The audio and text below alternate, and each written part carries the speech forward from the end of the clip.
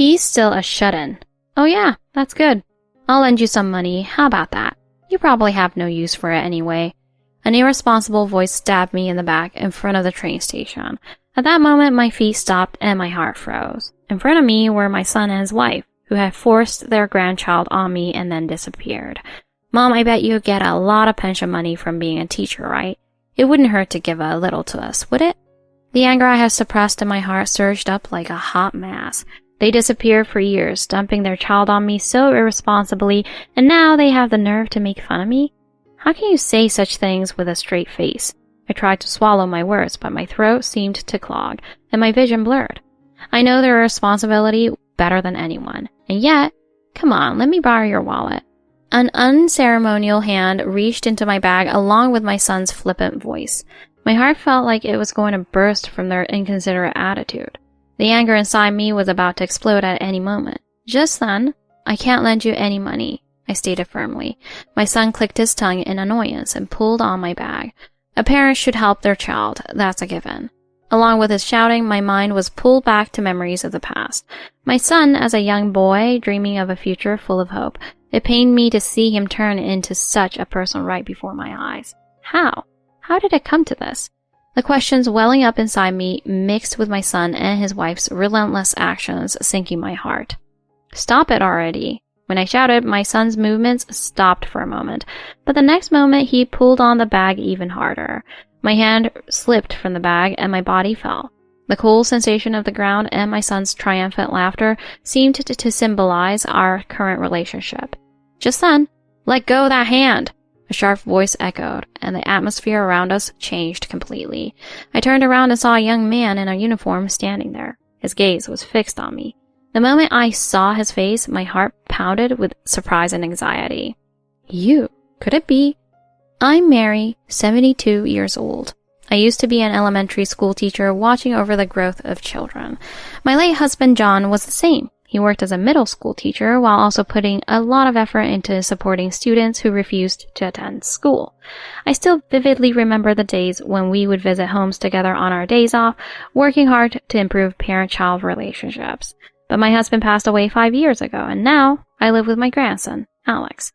The sense of loss after losing my husband was immense, but it was my grandson's presence that made me decide to keep moving forward. My grandson is now 15 years old and has been a shut-in for years. He stays in his room sleeping during the day and waking up at night. When I try to talk to him, he either gives short replies or remains silent. It's like he's completely closed off his heart. Just as my husband supported students who refused to attend school, I decided to watch over my grandson patiently. But anxiety and worry constantly swirled in my heart. Is there something more I could be doing, or is my approach wrong? Such thoughts wouldn't leave me, and at night, I would find myself talking to my husband's memorial tablet. What words would you have said to him? I often recall how my husband used to support those students who wouldn't go to school. There's no doubt that those memories are supporting me now. My pride as an educator pushes me to keep facing my grandson without giving it up. At the same time, that pride also torments me. As a teacher, I was able to do so much for other people's children, so why am I so lost when it comes to my own son and grandson? That conflict weighs heavily on my heart. I still regret spoiling my son Michael as an only child. Why was I so strict with other people's children but so lenient with my own? As a result, my son grew up to be selfish, and after getting married, he started living with his wealthy wife, Emily. Since his marriage, my son rarely contacts me. When he does call, it's always to ask for money. My feelings as a mother and my pride as a teacher are at odds. I know it's not good to just give in to my son's request for money, but I worry that refusing him will push him further away. While I was hesitating, my son and his wife continued to behave selfishly. Emily's father passed away early, and her mother doted on her only daughter. She was lenient with both her daughter and my son, and so my son and his wife grew accustomed to prioritizing their own convenience. When Alex was born, my son and his wife naturally pushed the childcare responsibilities onto Emily's mother. They casually said, "You'll be fine, Mom," and prioritized their own freedom. My son never once brought my grandson to my house. He always made excuses like, "I don't have time," or "It's too far." And in the end, I never got to see my grandson grow up. Still, every time I saw photos of my grandson, I hoped that someday we would be able to spend time together. I felt uncomfortable visiting my daughter-in-law's family home, so I rarely saw my grandson. The short reunions were filled with a lingering sense of regret, and I always felt a pang of sadness when I had to leave. Emily's mother took on the responsibility of caring for her grandchild because she didn't want to lose her connection with her only daughter. Sometimes she looked tired, but she kept pushing herself to take care of him. She believed that it was the last bond connecting her to her daughter and son-in-law. Around that time, my grandson became a child who had almost no interaction with those around him. Even after entering school, he couldn't adapt to group life and became a school refuser. My son and his wife saw their grandson as a burden and neglected him. I only learned about this after my grandson came to live with me. If my husband were alive, he would have noticed sooner and been able to do something. I'm searching for ways to reach my grandson's heart while carrying that regret. I will never forget the day Emily's mother passed away. At the funeral, I saw my son and his wife for the first time in a long while. Next to my somewhat uncomfortable son stood my 15-year-old grandson, Alex, with a blank expression on his face. My heart skipped a beat as seeing my grandson after so long, but my son's next words shattered that joy. Actually, Alex has been a shut-in for a while now. I was at a loss for words when he suddenly told me this truth. Could that blank expression have been a sign of his loneliness and isolation? Feelings of frustration at my own helplessness welled up inside me. Mom's gone now, and we don't really know what to do, my son said, looking at me. I was furious at his irresponsible attitude. You should have done more as parents, I blurted out. But my son just made excuses saying, we're busy too, you know. Mom did everything for us, so it can't be helped, right? She said nonchalantly. I was dumbfounded that these two, who had dumped all childcare responsibilities on their mother-in-law, showed no sign of remorse. I got a chance to talk to my grandson during this time. I've never been needed by anyone, he muttered, not even trying to make eye contact. His cold eyes showed his disappointment in his parents and in Hope himself. Furthermore, he probably felt abandoned by me too. That likely manifested as his apathetic attitude. It's not like anyone cares about me anyway. I felt like I could hear the scream hidden deep in his heart. My heart ached. What would my husband have done if he were alive? As an educator who supported students who refused to attend school, my husband surely would have been able to reach my grandson's heart. I decided to save my grandson, remembering my husband's example. Despite my resolve, when my son and his wife suggested that I take care of Alex, my mind went blank with rage. How could they, who had done nothing but push the responsibility of childcare onto their mother-in-law, now try to force that responsibility onto me? Their words filled me with deep disappointment, along with a feeling of helplessness that I had raised them to be this way. But I knew I had to do it for my grandson's future. I steeled myself. In the end, I took in my grandson and started living with him. When I first took him in, my grandson hardly spoke to me. But as I persistently tried to talk to him, he gradually started to open up. One day, when I was talking about my husband's work supporting students who refused to attend school, my grandson's eyes moved slightly. There are people like that, huh? Hearing those words, I felt a glimmer of hope. I decided to encourage my grandson to take small steps. When I suggested planting flowers in the garden, he initially muttered, "They'll just wilt anyway." But when I said if you try growing them, it might be surprisingly fun, he picked up a shovel and reluctantly started digging. His movements were awkward, but when he asked, "Is this okay?" I felt a small sense of hope. After planting the flowers, I said, "We need to water them." My grandson carefully poured water with a watering can. Watching him, I was certain that a small change was definitely sprouting in his heart. Next, when I invited him for a walk, he muttered, "Nothing will change even if I go outside." But he still went to the park with me. There, he found some flowers swaying in the wind and said, "These look like the ones in our garden." "Yeah, I hope those flowers bloom like this too," I replied. My grandson nodded slightly as he looked at the flowers. On the way back, he quietly said, "Maybe being outside isn't so bad." Those words warmed my heart. I wanted him to gradually realize that there are kind people in the world who will accept him. At home, I started teaching him the basics from scratch. What's the point of learning this stuff now? He initially had a cold look in his eyes, but I kept telling him, if you keep moving forward, even little by little, it will surely be useful someday. One day during our studies, I told him about a relative who was a police officer. For the first time, my grandson's eyes lit up, and he asked, "What kind of work did that person do?" "They help people in need," I answered. My grandson quietly pondered this. I wonder if I can do something to help someone too, he muttered. A few days later, while I was watching my grandson study, he said with a smile, "Grandma, you're like a teacher." Those words brought tears to my eyes. After that, my grandson gradually started showing more motivation to study. "I want to do a job that helps people, like Grandma." When he said that, I felt joy from the bottom of my heart. Seeing my grandson trying to find a new path, I clearly felt the signs of his growth. On the other hand, my son and his wife were still as irresponsible as ever. They rarely came to see how their son was doing, and they showed no signs of paying for his living expenses.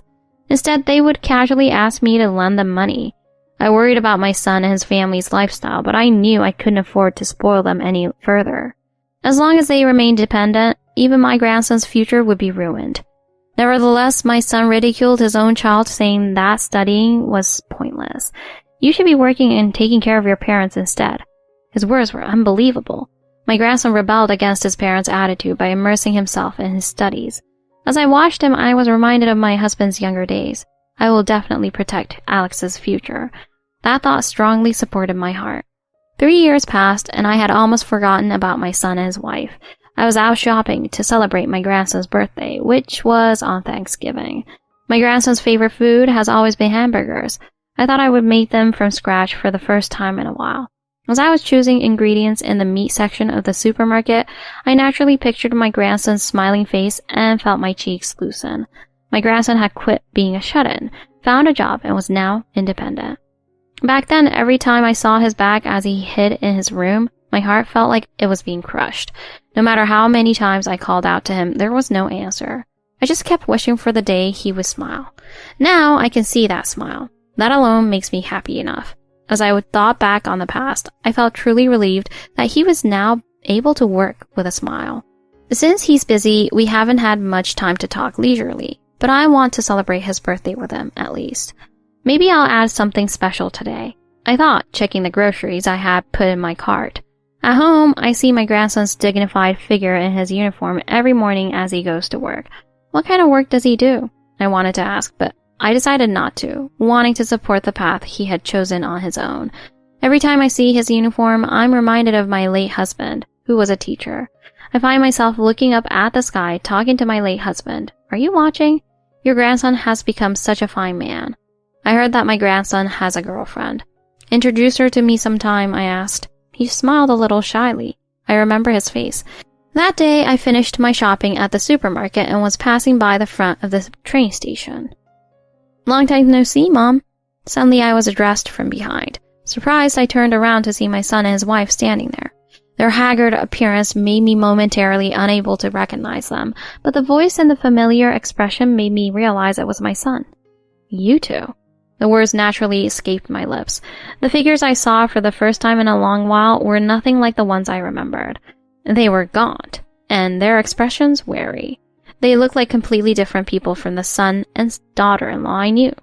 An unexplainable pain spread in the depths of my heart. My son slowly approached, a smirk on his face. The flippant voice and the lack of any sign of missing his mother made my heart ache. "You seem to be doing well," my son said, looking me up and down. His gaze held no nostalgia or gratitude, only a coldness that seemed to look down on me. "You haven't changed a bit, Mom," my daughter-in-law said with a superficial smile.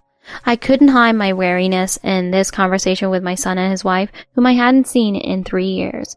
I instinctively felt that their reason for talking to me couldn't be anything good. "By the way, how's Alex doing?" my son asked. I reflexively furrowed my brows at that casual question. "That's none of your business," I blurted out. My son shrugged as if surprised. "What's with the attitude? We're Alex's parents, you know." "He's probably still at home, holed up playing video games, right? What a handful," she said with a scoff. My heart sank at her words. "He's not a shut-in. He's independent now and has a job," I said clearly. But my son scoffed. "Oh yeah? Good for him," he replied as if completely uninterested. I couldn't stand his attitude and continued. "Do you have any idea how hard it's been since you two left?" My son's face clouded over for a moment, but then he quickly regained his insolent smile. "Come on, no use bringing up the past. We just need a little help right now." "Help?"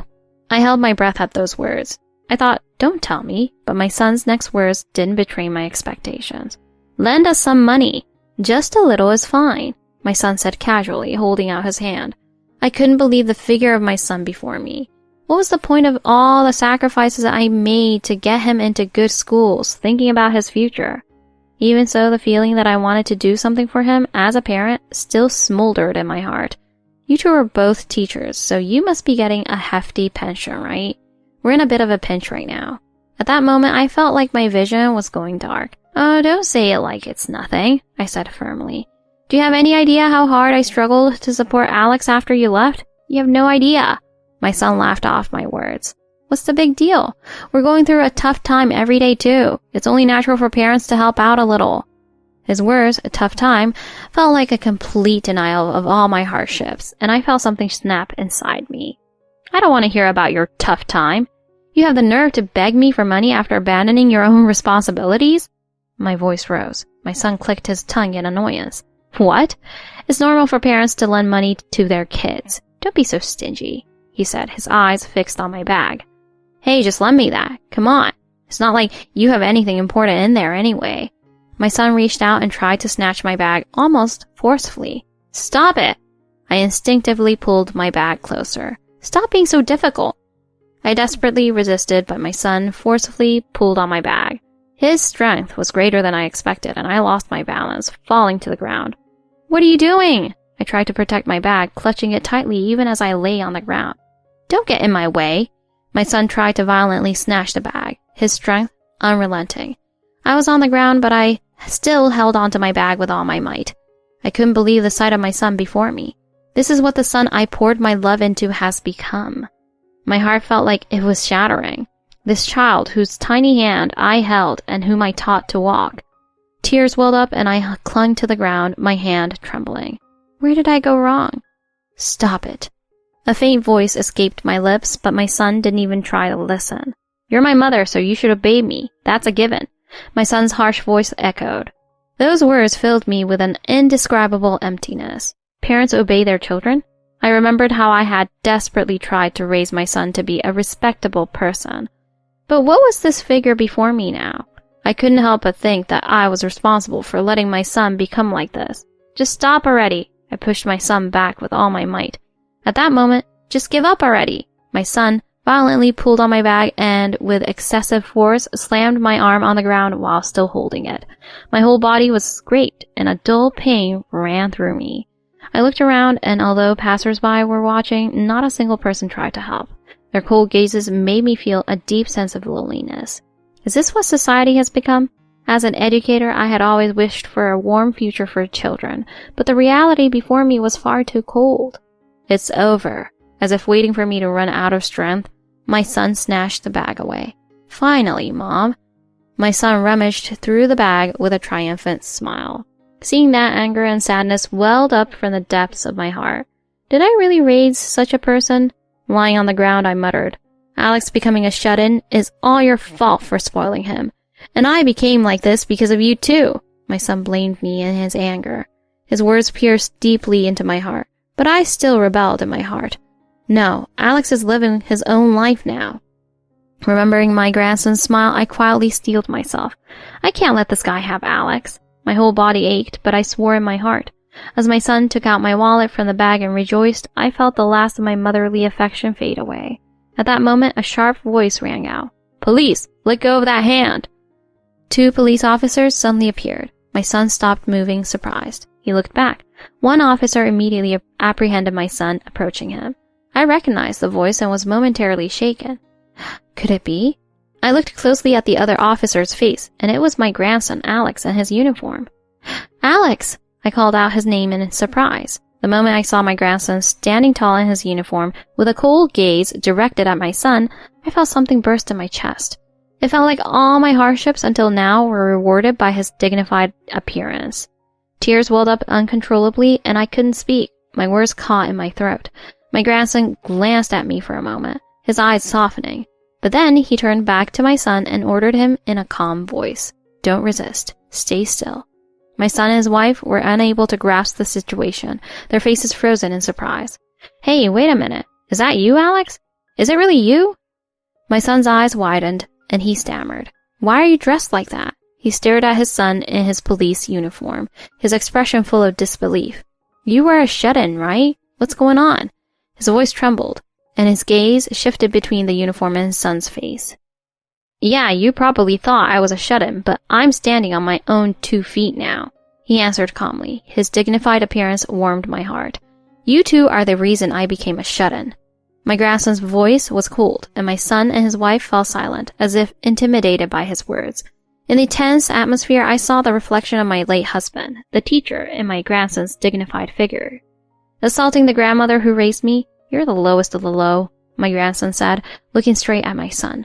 The weight and sense of justice in his words brought tears to my eyes. My son tried to open his mouth, but his grandson continued sharply. "If it weren't for Grandma, I wouldn't even be able to stand here today. That's why I won't forgive anyone who lays a hand on her, even if it's her own son." His determined voice made me realize how much Alex had grown. The spirit of my late husband's strict yet warm teachings lived on in my grandson. "Are you watching?" I asked my husband in my heart. My grandson approached me and gently asked, "Grandma, are you okay? Are you hurt anywhere?" I nodded slightly, holding back tears. "Thank you. I'm so glad you're here, Alex." Meanwhile, unable to bear the atmosphere, his wife suddenly screamed and ran away. My grandson calmly washed her back and muttered, "Ugh, running away again? What a terrible mother." My son was handcuffed by his own son, his expression full of humiliation. "In addition to assault and attempted theft, you'll also be charged with robbery with injury," my grandson stated matter-of-factly. My son couldn't find any words to object and remained silent. As I caught my breath in the midst of the situation, my grandson spoke to me in a gentle voice. "When I heard about how Grandpa helped students who refused to go to school, I thought I wanted to help people too. That's why I became a police officer." His words made my heart feel warm. "You never know what life will bring," my grandson said with a wry smile. My son bit his lip. In my grandson's strength and composure, I saw the image of my late husband guiding his students. My whole body was scraped, and blood was seeping from my knees. My grandson looked at me while restraining my son. "I'll call an ambulance. Grandma, just hang in there for a little while." I could feel my grandson's deep concern for me in his calm voice. A few minutes later, an ambulance arrived, and I was transported to the hospital. My body ached, but when the doctor told me, "Luckily it's just scrapes and bruises, let's keep you here for a few days for observation," I felt relieved. The pain in my wounds subsided, and I felt my grandson sitting next to me. He held my hand, looking somewhat proud. "Grandma, I'll protect you from now on," he said. At those words, I pictured my late husband's face, and I looked up at the sky and smiled. The police launched a search for the escaped daughter-in-law to question her, but they were ultimately unable to find her. Later, more crimes committed by my son came to light. Several charges, including theft and fraud, came to the surface, and he was rearrested on separate charges. During this series of events, I felt sadness for my son, but also pride in my grandson, who had grown so much. On the day of my discharge, I gazed out the taxi window, thinking about my home, which I was returning to for the first time in a while. Maybe Alex will come to pick me up. Such a small hope bloomed in my heart, but the door to my hospital room didn't open, and that hope was not fulfilled. It can't be helped, I guess. He's probably busy with work, I told myself, but I couldn't completely erase the loneliness spreading in the depths of my heart. The taxi arrived in front of my house, and I quietly opened the front door. The familiar atmosphere of everyday life drifted inside the house. In the entryway were the shoes that my grandson had carefully polished. Seeing them, I smiled softly. When Alex gets back, I'll make him something warm. The moment that simple thought came to mind, when I opened the living room door, I saw my grandson in the kitchen, but his expression was different from usual, and a shadow seemed to hang over him. "Grandma, we need to talk." The moment my grandson said that, the gravity in his voice made my chest tighten. Sensing that something was wrong, I waited for his words with a nervous feeling. "I've decided to go live with Mom." That single sentence pierced my heart like a sharp knife. At first, I couldn't understand what he was saying. "What do you mean?" I asked, my voice trembling. My grandson looked away and tightly pursed his lips. "She called me. She says she's really in trouble right now." Hearing those words, my mind went completely blank. That woman. Was the daughter-in-law who abandoned us trying to worm her way back into this family again? But why so suddenly? I asked in a voice so small I was surprised I could even speak. My grandson looked down, a pained expression on his face, and said quietly, "I have to help her." The moment those words reached my ears, I felt a strong tightening sensation in my chest. Help her? Help the person who abandoned her own child? But Before I could object, my grandson cut me off in a low voice. Grandma, it's okay. I've already made up my mind. His words were as hard as steel, as if to say that he wouldn't allow any further objections. Still, I couldn't help but speak. Alex, everything you've worked so hard for until now. My voice trembled, and the words caught in my throat, coming out strained. I'm grateful to you, Grandma, but Mom is my family too. Family. That single word weighed heavily on my heart. Was the bond we thought of as family so easily shaken?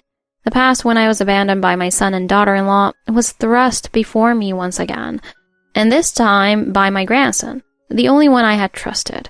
My grandson's words stirred up deep loneliness and anxiety within me. The thought that I might be alone again dominated my mind. The same loneliness I felt when my husband passed away resurfaced. Imagining the silence of the house enveloping me again made my chest feel tight. I took a deep breath trying to calm my heart, but the sense of loss spreading in my chest only grew larger instead of subsiding. Alex, is this really your choice? I asked. My grandson nodded briefly. Grandma, thank you for everything, but I can't abandon my mother. My grandson's words were resolute. But that woman, I almost said, abandoned you, but I stopped myself. I couldn't bring myself to deny my grandson's kind heart. If this was the path he chose, I had no choice but to respect it. Just as I had sent off countless students as a teacher, I understand, Alex. If that's what you've decided, then I have no choice but to support you. I forced a smile and said those words, but the moment I spoke them, my chest ached with pain. My grandson looked down, a sorry expression on his face, and nodded slightly. I'm sorry, Grandma. His voice clearly showed his hesitation and guilt. That made it even harder for me. That's why I continued, forcing my voice to be calm. But from now on, you have to stand on your own 2 feet. I'll be fine. I was surprised at how composed my voice sounded, but behind those words an unbearable loneliness and fear swirled. I might be alone again. That phrase echoed repeatedly in my mind. After my grandson left the room, the house suddenly felt vast and cold. Is this what it means to be alone? The thought made my body tremble slightly. That night, I sat in front of my late husband's memorial tablet. I softly whispered to the photograph of my husband, who was smiling faintly. Honey, it seems I'll be alone again. With those words, the tears I had been holding back finally overflowed.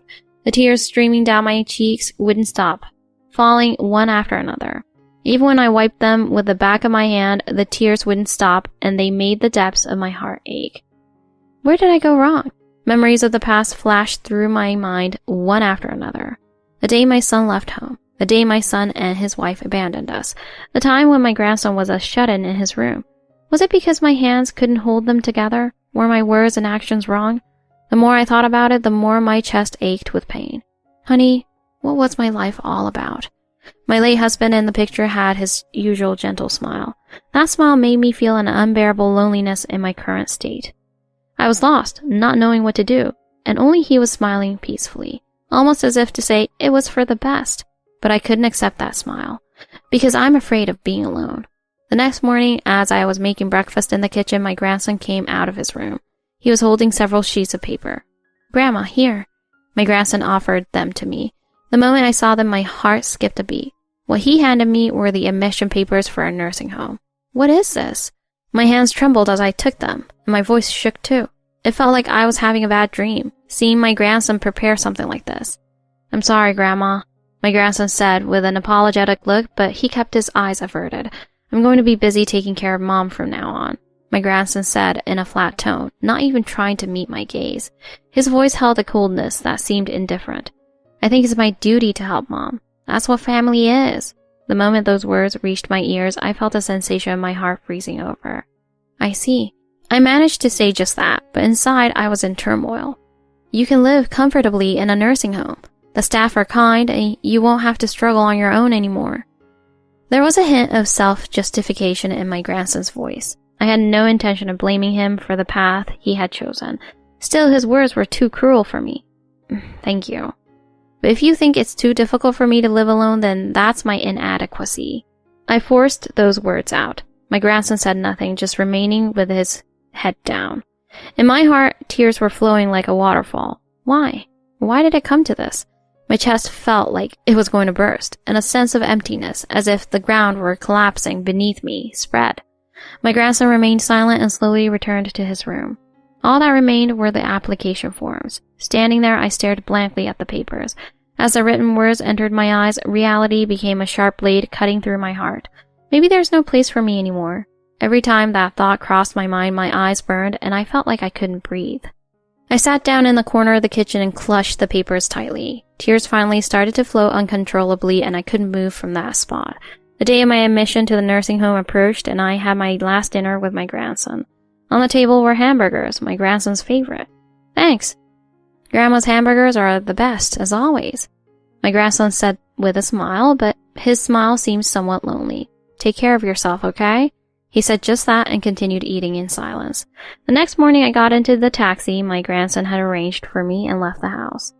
The scenery of my home, seen from the car window, gradually grew distant. Is this really the end? The moment I whispered that, tears streamed down my cheeks again. Life in the nursing home was peaceful, but the loneliness swirling in my heart wouldn't disappear. What was my life all about? Even as I thought that, I kept looking at my late husband's picture. I lost my appetite and my body grew weaker day by day. The nurses would talk to me, but I could only manage a faint smile.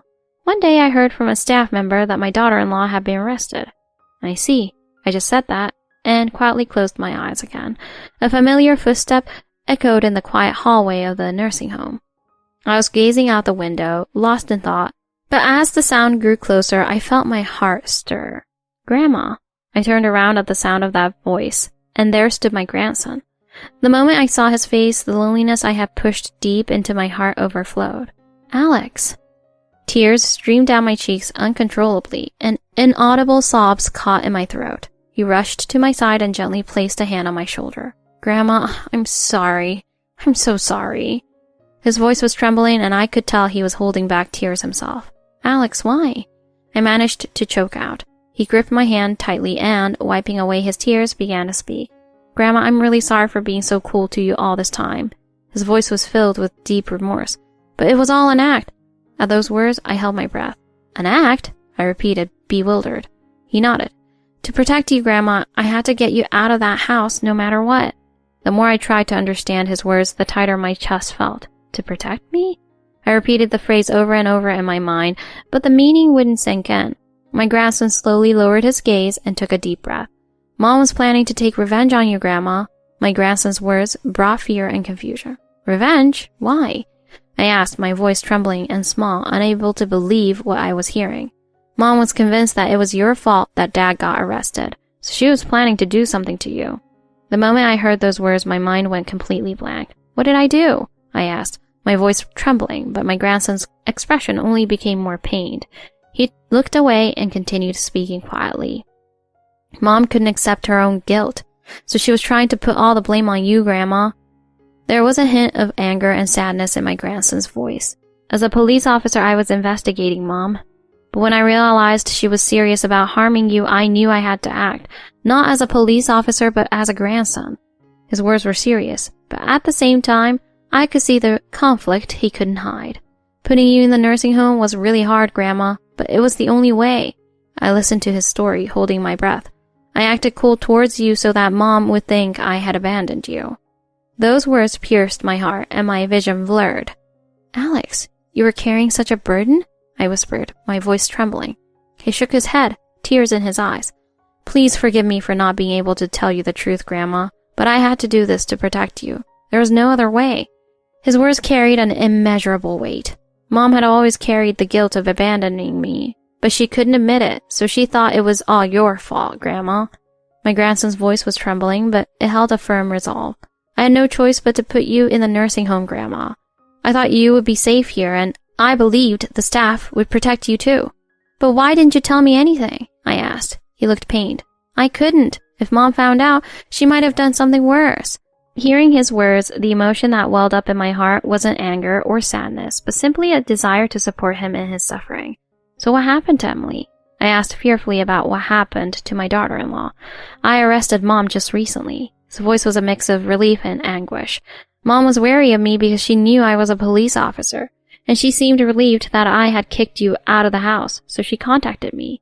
It was honestly painful to arrest Mom. But as a police officer and as your grandson, I had to do it to protect you, Grandma. His words made me feel like my chest was being squeezed. True family isn't about blood ties. The person who raised me is my true family. You, Grandma, are my mother and my father. His powerful words brought tears to my eyes again. Let's live together from now on, Grandma. At my grandson's words, I looked at him in surprise. But is that really okay? Of course it is. I'll always protect you from now on, Grandma. At those words, I smiled again. Feeling a warm light deep in my heart, I gripped his hand back. Thank you, Alex. That's all I said. He smiled, looking relieved. The loneliness that had been in my heart instantly disappeared with his smile. From the day my grandson Alex revealed his true feelings, my life gradually began to regain its brightness. Touching his deep love, the loneliness and pain that had accumulated in the depths of my heart gradually melted away. My health improved day by day, and the nurses would smile and say, "You're looking much better now." And then the day finally came for me to leave the nursing home. My home, which I was returning to for the first time in a while. When the taxi arrived in front of the house, there was a large banner hanging on the entrance. Welcome home, dear family. The moment I saw those words, my chest felt warm and my eyes became hot. With trembling hands, I opened the door. My grandson was waiting inside, and next to him stood a woman I didn't recognize. Welcome home, Grandma. My grandson greeted me with a smile, and the woman next to him bowed gracefully. Let me introduce you. This is my girlfriend, and we're planning to get married, my grandson said, his expression full of confidence and happiness. She came from a family of educators and was a kind woman who warmly accepted my grandson's past struggles and growth. We're going to live together from now on, including you, Grandma. At those words, I couldn't help but tear up. The joy of gaining a new family member and the emotion of witnessing my grandson's growth filled my heart. I gently took my late husband's memorial tablet in my hand and spoke in a small voice. Honey, our wish has been granted. Alex has become a fine adult, and he's found a wonderful partner. I seemed to see my late husband smiling, and I naturally smiled too. On the other hand, the villainous daughter-in-law was caught by the police, and her other crimes came to light one after another. In addition to fraud and theft, it was discovered that she had conspired with my son on a number of crimes. In court, she repeatedly made excuses, saying she was just following my late husband's orders. But the evidence was overwhelming, and her excuses were not accepted. I heard that my son also seemed to have given up on everything in prison, spending his days with a blank expression. When I heard about the two of them, I didn't feel anything in particular. What matters is not the past, but the family in front of me now. My grandson Alex, his girlfriend, and my new life start here. Thinking about the warm family bonds that will continue, I quietly savored my happiness. The future for the three of us will surely shine even brighter from here on out.